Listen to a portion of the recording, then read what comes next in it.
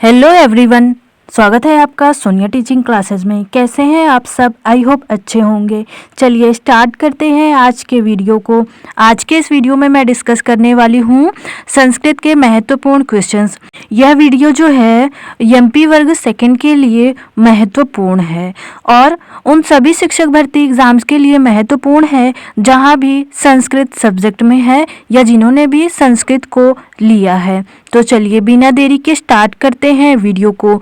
सबसे पहला क्वेश्चन है, पाणिनि कस्य शास्त्रस्य ज्ञाता आसीत्।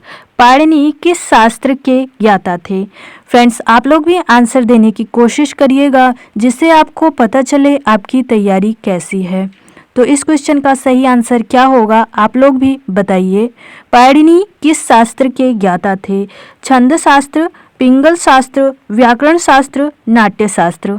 बताइए, महर्षि पाणिनि किस शास्त्र के ज्ञाता थे? तो व्याकरण शास्त्र के ज्ञाता थे। ऑप्शन सी सही आंसर है, ध्यान रखिएगा। महर्षि पाणिनि व्याकरण शास्त्र के ज्ञाता थे और इनका ग्रंथ कौन सा है? अष्टाध्यायी ग्रंथ है। कौन सा ग्रंथ है? अष्टाध्यायी, ध्यान रखिएगा। महर्षि पाणिनि को सूत्रकार भी कहा जाता है। सूत्रकार क्यों कहा जाता है? क्योंकि ये जो अष्टाध्यायी ग्रंथ है ना, ये सूत्र शैली में लिखा गया है। किस में लिखा गया है? सूत्र शैली में लिखा गया है, यानी इसमें सूत्रों का ही वर्णन है। सूत्रों के माध्यम से ही इन्होंने व्याकरण को बताया है, ध्यान रखिएगा। तो ऑप्शन सी सही आंसर है। नाट्य शास्त्र किसके द्वारा लिखा गया है? भरत मुनि के द्वारा। किसके द्वारा? भरत मुनि के द्वारा नाट्य शास्त्र लिखा गया है, ध्यान रखिएगा। छंद शास्त्र किसके द्वारा लिखा गया है? महर्षि पिंगल के द्वारा। पिंगल के द्वारा लिखा गया है, ध्यान रखिएगा। इसे भी पूछ लिया जाता है कि छंद शास्त्र किसके द्वारा लिखा गया, तो महर्षि पिंगल के द्वारा। तो इस क्वेश्चन का सही आंसर है ऑप्शन सी। अगला क्वेश्चन देखिए, किम वदन्त्यनुसारं बाणभट्टस्य विवाह कस्य भगिन्या सह अभवत्। किंवदंती के अनुसार बाणभट्ट का विवाह किसकी बहन के साथ हुआ था? यानी एक कहावत है, उसके अनुसार बाणभट्ट का विवाह किसकी बहन के साथ हुआ था?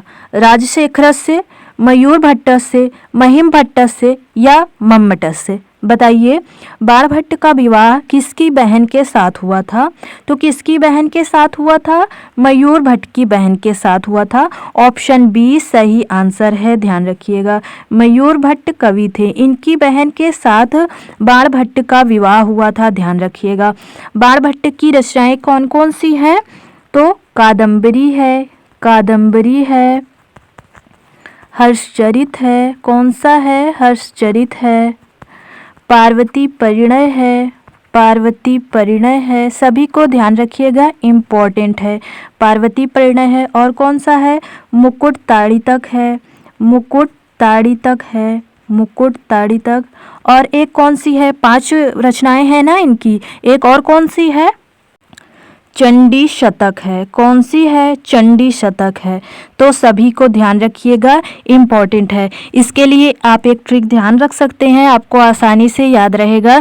ट्रिक क्या है? बाण का मुंह पचका है। ट्रिक क्या है? बाण का मुंह पचका है।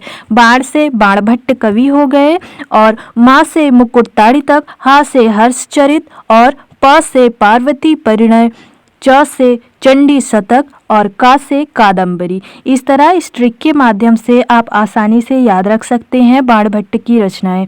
तो यहाँ पर ऑप्शन बी जो है ये सही आंसर है, ध्यान रखिएगा। अगला क्वेश्चन देखिए,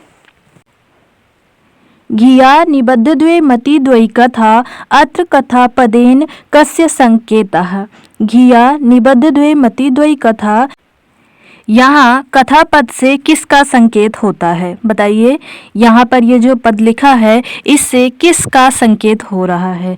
10 कुमार चरितम, अवंती सुंदरी कथा, वासव दत्ता कादम्बरी। बताइए, घिया निबद्धद्वे मति कथा किसे कहा जाता है? तो कादम्बरी को। ऑप्शन डी सही आंसर है। कादम्बरी रचना किसकी है? अभी मैंने आपको बताया, बाणभट्ट की, ध्यान रखिएगा। और वासव दत्ता के रचयिता कौन है? सुबंधु। कौन है? सुबंधु, ध्यान रखिएगा, सुबंधु हैं। अवंती सुंदरी और 10 कुमार चरितम के रचयिता कौन है? दंडी है, महाकवि दंडी हैं, ध्यान रखिएगा। 10 कुमार चरितम, वासव दत्ता और कादम्बरी ये तीनों ग्रंथ जो हैं गद्य त्रयी के अंतर्गत आते हैं। कौन कौन सा? दस कुमार चरितम, वासव दत्ता और कादम्बरी। ये तीनों ग्रंथ गद्य त्रयी के अंतर्गत आते हैं, सभी को ध्यान रखिएगा, इम्पोर्टेंट है। ऑप्शन डी सही आंसर है। अगला क्वेश्चन देखिए। बाणभट्टस्य पितुः मरणकाले तस्य वयः आसीत्। बाणभट्ट के पिता के मृत्यु के समय उनकी आयु थी कितनी? 12 वर्ष, 18 वर्ष, 14 वर्ष या 16 वर्ष? बताइए। बाणभट्ट के पिता के मृत्यु के समय उनकी आयु थी 14 वर्ष। ऑप्शन सी सही आंसर है, ध्यान रखिएगा। कितनी वर्ष आयु थी बाणभट्ट की? 14 वर्ष थी। इनके पिता का नाम क्या है? चित्रभानु है, ध्यान रखिएगा, नाम भी पूछा जा सकता है। चित्रभानु पिता का नाम है। और माता का नाम क्या है? राजदेवी। माता का नाम राजदेवी और पिता का नाम चित्रभानु, ध्यान रखिएगा। इनके पिता की जब मृत्यु हुई थी तो इनकी आयु कितनी थी? 14 वर्ष थी। ऑप्शन सी सही आंसर है। अगला क्वेश्चन देखिए। पुराणस्य सामान्य लक्षणानि कति? पुराण के सामान्य लक्षण कितने हैं? 14 है, 5 है, 11 है, 18 है? बताइए। पुराण के सामान्य लक्षण कितने हैं? तो कितने हैं? 5 हैं, ध्यान रखिएगा। ऑप्शन बी सही आंसर है। पुराण हैं कितने? 18 पुराण हैं, यह भी ध्यान रखिएगा, पुराण 18 हैं। और पुराण के जो सामान्य लक्षण 5 हैं वह कौन कौन से हैं? सर्ग है, एक तो सर्ग है, दूसरा है प्रतिसर्ग, दूसरा है प्रतिसर्ग, तीसरा है वंश, चौथा है मनवंतर। सभी को ध्यान रखिएगा, आपसे पूछा जा सकता है। पांचवा है वंशानुचरित। पांचवा कौन सा है? वंशानुचरित। इसे विष्णु पुराण में एक श्लोक के माध्यम से बताया गया है। श्लोक क्या है? सर्गश्च प्रतिसर्गश्च वंशो मन्वंतराणि च वंशानुचरितम च पुराणम पंचलक्षणम। यह कहाँ कहा गया है? विष्णु पुराण में कहा गया है, ध्यान रखिएगा। पुराण के सामान्य लक्षण विष्णु पुराण में इस श्लोक के माध्यम से बताए गए हैं। तो ऑप्शन बी यहाँ पर सही आंसर है। कौन कौन से हैं इन्हें भी याद रखिएगा, क्वेश्चन पूछा जा सकता है। कौन सा पुराण का लक्षण है, कौन सा नहीं है, इस तरह से क्वेश्चन बनते हैं। अगला क्वेश्चन देखिए। क्वा सूर्य प्रभवो वंशः क्वा चाल्प विषयमतिः इत्युक्ति कस्मिन् ग्रन्थे उपलभ्यते? क्वा सूर्य प्रभवो वंशः क्वा चाल्प विषयमति, यह उक्ति किस ग्रंथ में उपलब्ध है? हितोपदेश, अभिज्ञान शाकुंतले, मेघदूते, रघुवंशे। बताइए यह उक्ति किस ग्रंथ में उपलब्ध है? तो रघुवंशम में है। ऑप्शन डी सही आंसर है, ध्यान रखिएगा। हितोपदेश के रचयिता कौन है? नारायण पंडित हैं। कौन है? नारायण पंडित हैं, इसे भी ध्यान रखिएगा। अभिज्ञान शाकुंतलम, मेघदूत और रघुवंशम के रचयिता कौन है? महाकवि कालिदास हैं। कौन है? महाकवि कालिदास, ध्यान रखिएगा। यह सूक्ति बताती क्या है कि सूर्य वंश से उत्पन्न हुआ महान वंश कहाँ, और कहाँ मेरी अल्पमति। यानी महाकवि कालिदास जी कहते हैं कि मैं इस सूर्यवंश की महानता का वर्णन नहीं कर सकता, ध्यान रखिएगा। यह पंक्ति क्या बताती है कि सूर्यवंश से उत्पन्न हुआ महान वंश कहाँ और कहाँ मेरी अल्पमति, यानी मैं इस सूर्यवंश की महानता का वर्णन नहीं कर सकता, ऐसा महाकवि कालिदास कहते हैं। यह पंक्ति जो है रघुवंश के प्रथम सर्ग से ली गई है, इसे भी ध्यान रखिएगा, प्रथम सर्ग से ली गई है। ऑप्शन डी सही आंसर है। अगला क्वेश्चन देखिए। हितोपदेशस्य कति भागाः? हितोपदेश के कितने भाग हैं? षड्, पंच, त्रयः, चत्वारः। बताइए हितोपदेश के कितने भाग हैं? 6, 5, 3, 4। तो कितने भाग हैं? 4 भाग हैं। ऑप्शन डी सही आंसर है। कौन कौन से हैं? मित्र लाभ, एक है मित्र लाभ, दूसरा है सुहृ भदेद, सुहृ भदेद ये है दूसरा, तीसरा है विग्रह, विग्रह है तीसरा, और चौथा है संधि। चौथा है संधि। तो ये 4 हितोपदेश के भाग हैं, ध्यान रखिएगा। अभी मैंने आपको बताया इसकी रचयिता कौन है, नारायण पंडित हैं, जो कि राजा धवलचंद्र के राजकवि थे, ध्यान रखिएगा। कभी कभी पूछा जा सकता है कि नारायण पंडित किसके राजकवि थे, तो राजा धवलचंद्र के। किसके थे, राजा धवलचंद्र के राजकवि थे नारायण पंडित।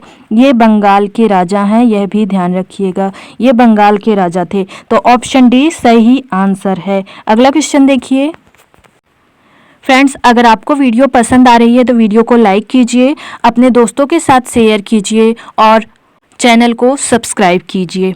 अगला क्वेश्चन है, स च कुलपति राध्यस्य छंदसाम या प्रयोक्ता में कुलपति पद से किसका निर्देश किया गया है?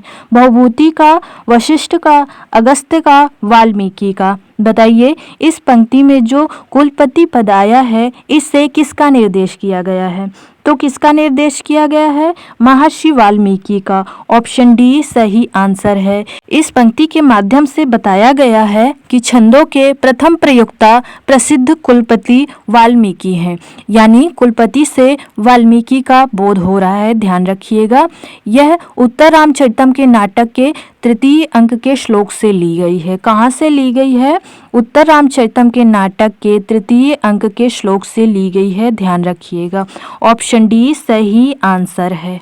अगला क्वेश्चन देखिए, किसने कहा है अस्ति कालनेमि प्रसूतिर दुर्जयो नाम दानव गणः? यह किसने कहा? दुष्यंत ने, विदूषक ने, सारंगरों ने, मातली ने। बताइए, यह पंक्ति किसने कही है? तो किसने कही है? मातली ने कही है। ऑप्शन डी सही आंसर है। कहाँ से ली गई है? अभिज्ञान शाकुंतलम से ली गई है, ध्यान रखिएगा। अभिज्ञान शाकुंतलम से यह पंक्ति ली गई है, इसे भी ध्यान रखिएगा, कुछ भी आपसे पूछा जा सकता है। ऑप्शन डी सही आंसर है। अगला क्वेश्चन देखिए, पृष्ठवान शब्द में प्रकृति तथा प्रत्यय है।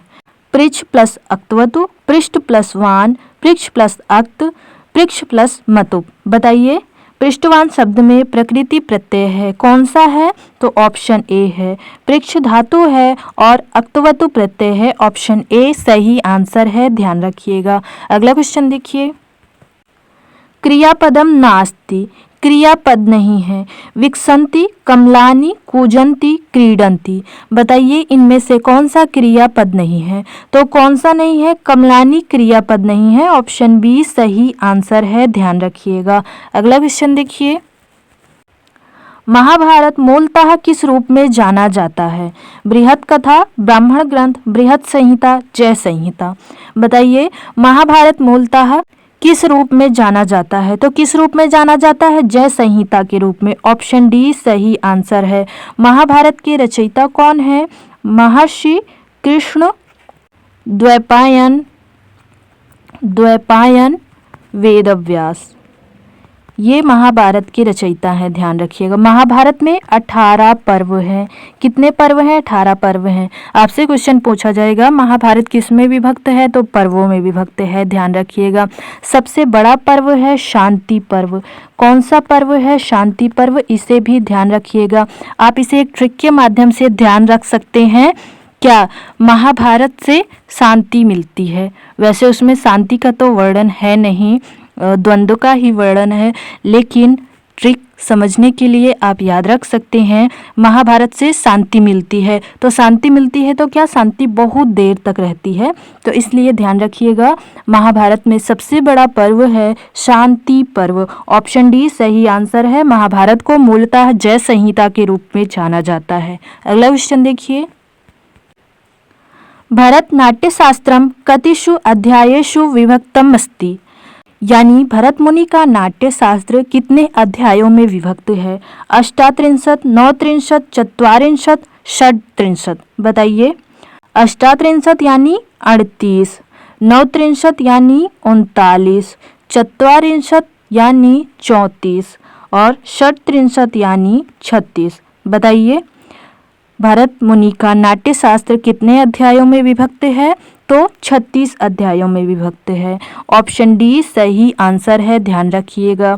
नाट्यशास्त्र को पंचम वेद भी कहा जाता है, पंचम वेद भी कहा जाता है, यह पॉइंट भी ध्यान रखिएगा। नाट्यशास्त्र को पंचम वेद भी कहा जाता है। कितने अध्यायों में विभक्त है? तो 36 अध्यायों में। अगला क्वेश्चन देखिए फ्रेंड्स, अगर आपको इस वीडियो की पीडीएफ चाहिए तो टेलीग्राम चैनल का लिंक मैं डिस्क्रिप्शन में दे दिया है, आप लोग वहां पर ज्वाइन हो जाइए, पीडीएफ मिल जाएगी। एक दो बार वीडियो देखेंगे, एक दो बार पीडीएफ से अभ्यास करेंगे तो ये क्वेश्चन आपको 100% समझ में आ जाएंगे। अगला क्वेश्चन है, अनु उपसर्ग पूर्वकस्य क्री धातो निष्पन्नस्य अनुकरोति शब्दस्य अर्थ अस्ति। अनु उपसर्ग पूर्वक क्री धातु से निष्पन्न अनुकरोति शब्द का अर्थ है क्या? पूर्वम करोति, न करोति, अग्रे करोति, अनुवर्तनम करोति। बताइए, अनु उपसर्ग पूर्वक क्री धातु से निष्पन्न अनुकरोति शब्द का अर्थ है अनुवर्तनम करोति। ऑप्शन डी सही आंसर है, यानी अनुकरण करता है। ध्यान रखिएगा, इसका हिंदी अर्थ क्या होगा? अनुकरण करता है। ऑप्शन डी सही होगा। अगला क्वेश्चन देखिए, असत्यम वर्तते, असत्य है। पंचतंत्रस्य रचयिता विष्णु शर्मा, अस्य पंचभागाः। हितोपदेशस्य रचयिता नारायण पंडितः, अस्य पंचभागाः। मतिरेव बलात् गरीयसी इति सूक्ति हितोपदेशे अस्ति। पंचतंत्रे पंचसप्तति कथा सन्ति। बताइए, इनमें से कौन सा है जो असत्य है? पंचतंत्र से रचयिता विष्णु शर्मा, सही है, इसके 5 भाग हैं, ये सही है। मतिरेव बलात् गरीयसी, यह सूक्ति हितोपदेश में है, यह भी सही है। पंचतंत्र में 500 कथा हैं, यह भी सही है। तो ऑप्शन बी जो है यह गलत है। हितोपदेश के रचयिता नारायण पंडित तो हैं, लेकिन इसके 5 भाग नहीं हैं। अभी मैंने आपको ऊपर वीडियो में बताया था, इसके 4 भाग हैं। 4 भाग हैं, ध्यान रखिएगा। कौन कौन से? मित्रलाभ, सुहृदवेद, विग्रह, संधि, ये इसके 4 भाग हैं। ऑप्शन बी जो है यह असत्य है, तो यह हमारा सही आंसर होगा। अगला क्वेश्चन देखिए, अहिन कुलम पद में कौन सा समास है? यह क्वेश्चन जो है आप लोगों के लिए है प्रैक्टिस क्वेश्चन, तो इसका आंसर आप लोगों को कमेंट बॉक्स में बताना है। ऑप्शंस क्या हैं? द्वंद्व समास, बहुव्रीहि समास, कर्मधारय समास, तत्पुरुष समास। इसका जो भी सही आंसर होगा आप लोग कमेंट बॉक्स में बताइएगा। वीडियो कैसे लगा यह भी बताइएगा। वीडियो पसंद आया है तो वीडियो को लाइक कीजिए, अपने दोस्तों के साथ शेयर कीजिए और ऐसे ही इंटरेस्टिंग वीडियोस देखने के लिए चैनल को ज़रूर सब्सक्राइब कीजिए। थैंक यू फ्रेंड्स, मिलते हैं नेक्स्ट वीडियो में।